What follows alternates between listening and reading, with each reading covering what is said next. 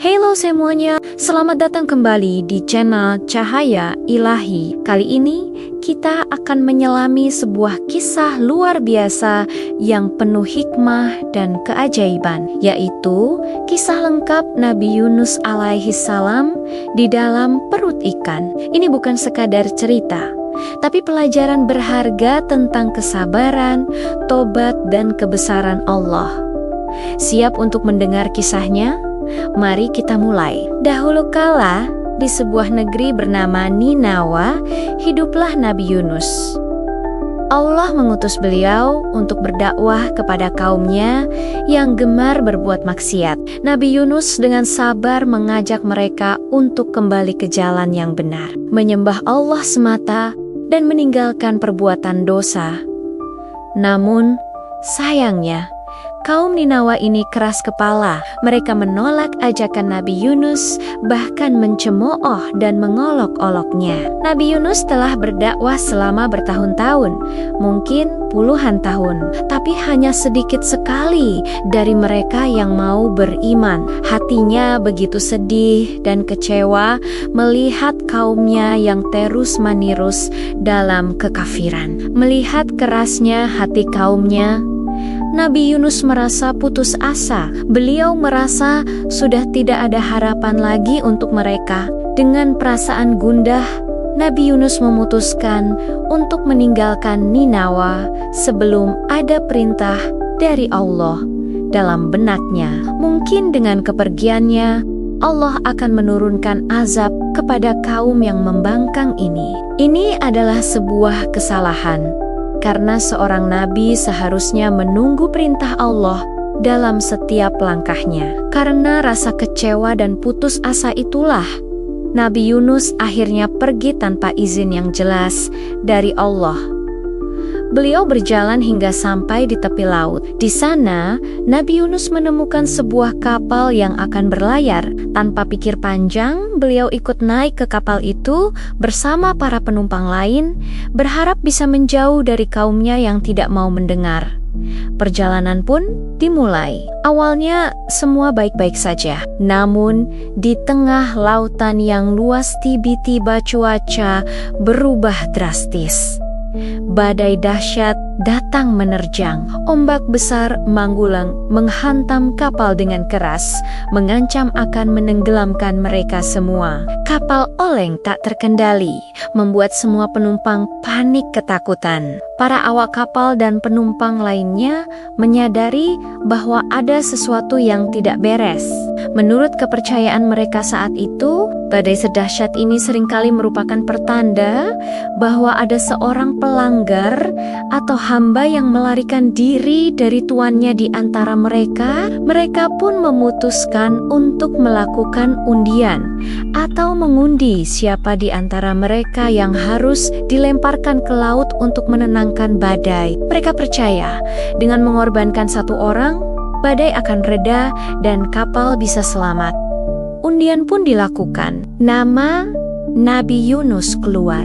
Mereka mencoba lagi, berharap ini hanya kebetulan. Hasilnya sama, nama Nabi Yunus keluar lagi. Bahkan sampai 3 kali diulang, nama Nabi Yunus tetap muncul. Para penumpang dan awak kapal mulai curiga. Namun, mereka juga melihat bahwa Nabi Yunus adalah sosok yang baik dan berakhlak mulia. Mereka tidak tega melemparkannya. Namun, Nabi Yunus menyadari bahwa ini adalah pertanda dari Allah atas kesalahannya meninggalkan kaumnya tanpa izin. Beliau mengakui kesalahannya, bahwa beliaulah yang bersalah dan harus dihukum. Tanpa menunggu lebih lama, dengan keteguhan hati, Nabi Yunus melemparkan dirinya sendiri ke dalam laut yang bergejolak. Begitu beliau menceburkan diri, badai pun tiba-tiba mereda.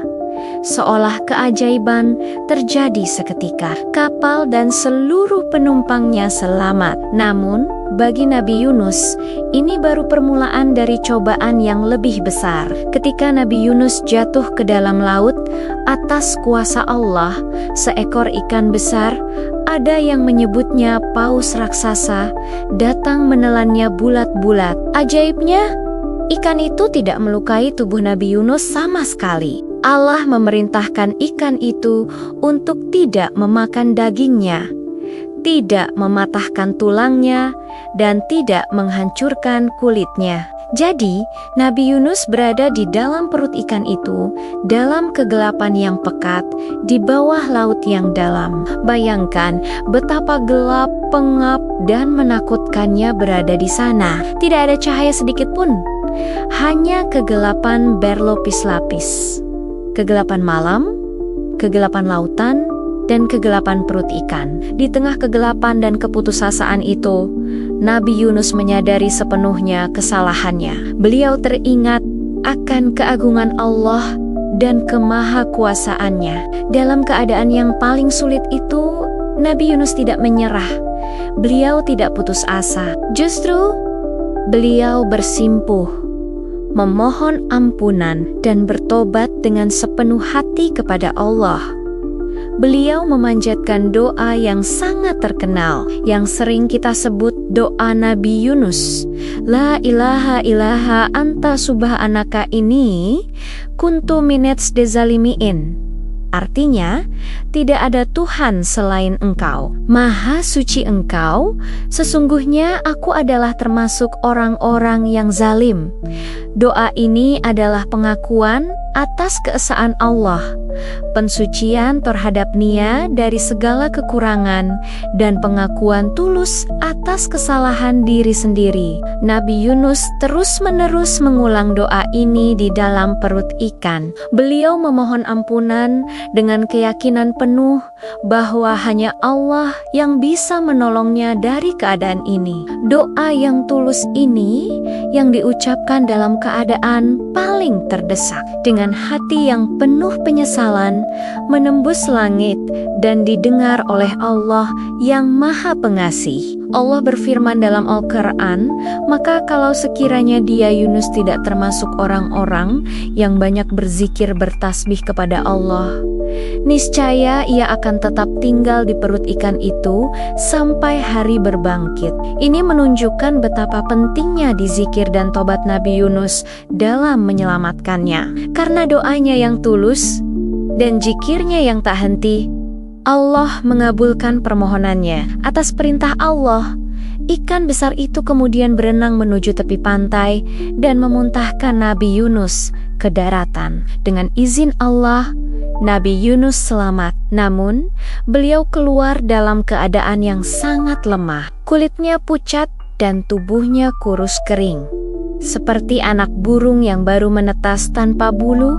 Karena begitu lama terendam di dalam cairan lambung ikan, beliau tidak berdaya, tergeletak di pantai yang tandus. Allah tidak membiarkan hambanya yang bertobat itu begitu saja. Atas rahmatnya, Allah menumbuhkan sebatang pohon labu di dekat tempat Nabi Yunus terdampar. Pohon labu ini memiliki daun yang lebar dan rindang, memberikan naungan dari teriknya matahari. Buahnya yang bisa dimakan juga membantu Nabi Yunus pulih dan mendapatkan kembali kekuatannya. Selain itu, Allah juga menugaskan seekor rusa betina untuk datang menyusui Nabi Yunus, memberinya nutrisi dan kekuatan hingga pulih sepenuhnya. Sungguh, pertolongan Allah datang dari arah yang tidak terduga bagi hambanya yang bertakwa dan bertobat. Setelah pulih, Nabi Yunus kembali ke kaumnya di Ninawa. Kali ini,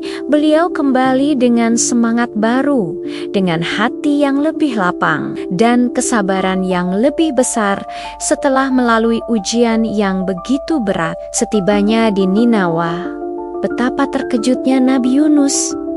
Kaumnya kini telah berubah. Mereka semua telah beriman kepada Allah. Bagaimana bisa? Rupanya, setelah Nabi Yunus meninggalkan mereka, azab yang telah diperingatkan beliau mulai terlihat tanda-tandanya. Mereka melihat awan hitam pekat, petir menyambar, dan merasakan hawa panas yang tidak biasa. Mereka pun menyadari bahwa Nabi Yunus benar dan azab Allah akan segera datang. Dalam kepanikan, mereka teringat akan ajakan Nabi Yunus.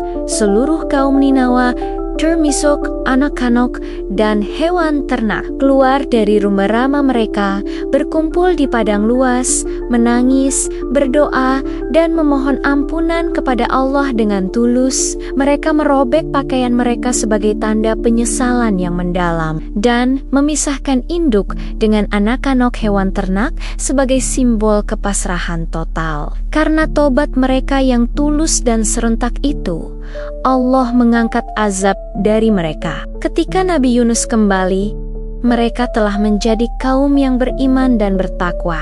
Mereka pun menyambut Nabi Yunus dengan gembira dan penuh hormat. Nabi Yunus akhirnya hidup bersama kaumnya, membimbing mereka dalam keimanan sampai akhir hayatnya. Kisah Nabi Yunus ini mengajarkan kita banyak sekali pelajaran berharga. Pertama, jangan pernah putus asa dari rahmat Allah sekalipun kita melakukan kesalahan atau menghadapi masalah sebesar apapun, pintu tobat selalu terbuka. Kedua, pentingnya kesabaran dan tidak gegabah dalam menghadapi masalah. Nabi Yunus menyesali keputusannya meninggalkan kaumnya tanpa izin Allah. Ketiga, kekuatan doa dan dizik. Doa Nabi Yunus di dalam perut ikan adalah contoh nyata bagaimana doa yang tulus dapat mengubah takdir. Keempat, kebesaran dan kasih sayang Allah. Sekalipun seorang hamba melakukan kesalahan, jika ia kembali ke Podinea dengan penyesalan, Allah akan mengampuni dan menolongnya. Jadi, teman-teman, mari kita ambil hikmah dari kisah Nabi Yunus ini. Jadikan setiap kesulitan sebagai pengingat untuk mendekat kepada Allah. Jangan pernah menyerah.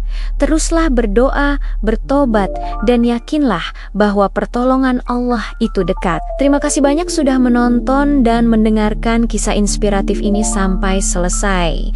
Semoga bermanfaat dan menambah keimanan kita semua. Jangan lupa like, komen, dan subscribe channel ini untuk kisah-kisah penuh hikmah lainnya.